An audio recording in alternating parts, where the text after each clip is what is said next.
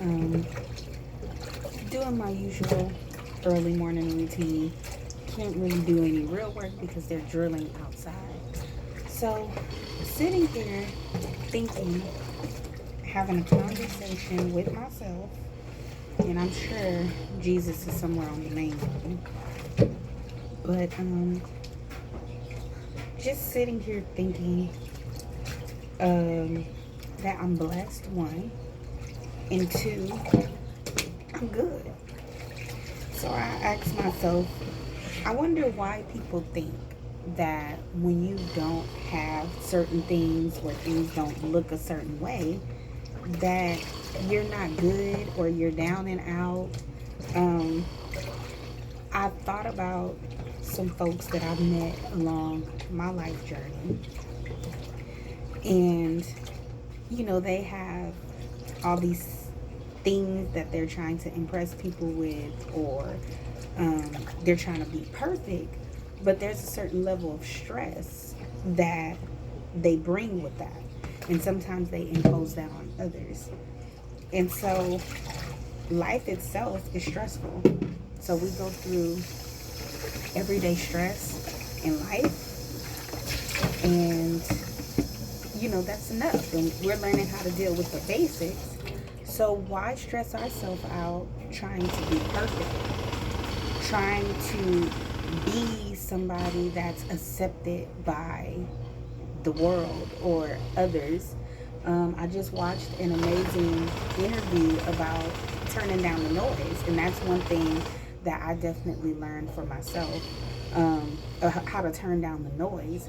In that way, I can actually move in how I see myself and the vision that God has given me. Because with the noise, it has over time has put me down. So I decided, no, we're gonna turn the noise down, because if God gives it to me to where I can see it, I can do it. I just have to believe that first. So I'm in a position where my house is not how I want it to be, but I'm building it little by little. And I also got in a position where I was rushing.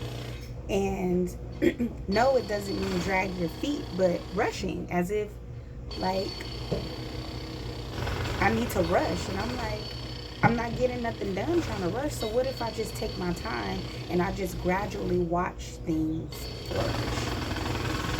So when it comes to dating, and I'm a single mom, single woman with children, and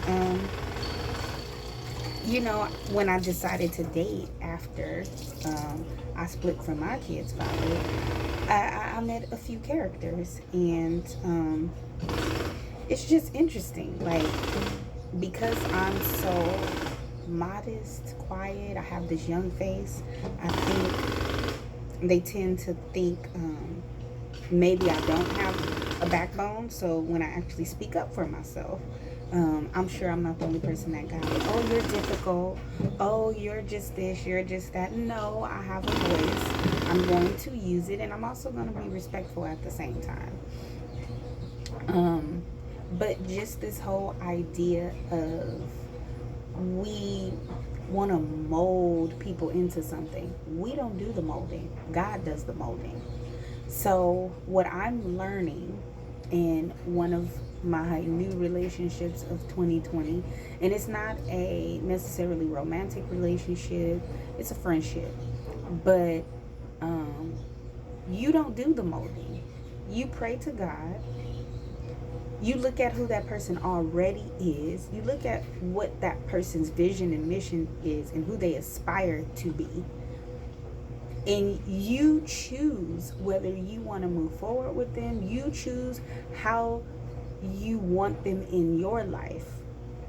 And we have to be honest with ourselves on, also who we're choosing to entertain. So, are we entertaining someone just because they're giving us attention? Are we entertaining someone just because they're familiar? Are we entertaining someone because we don't want to lose them? But one thing that I have learned, the loss is the blessing, because once you know that you love something and you're willing to give it up, that's another level. Okay, a whole nother level. When you love something so much that you're willing to give it up, even if you do or don't give it up, but you're willing to, that's a whole nother level of God's love just within itself. So in my kitchen discussions this morning, I just like to encourage us all to sit and just think about this idea of being perfect, and what does that mean? If God made you in his image, gave you a vision, he knew the hairs on your head before you even got here.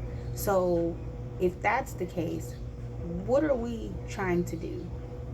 Why are we getting God's children and trying to mold them and end up damaging them for some who really don't understand? So challenging myself with that thinking too.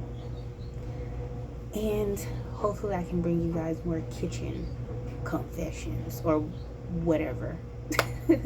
Have a great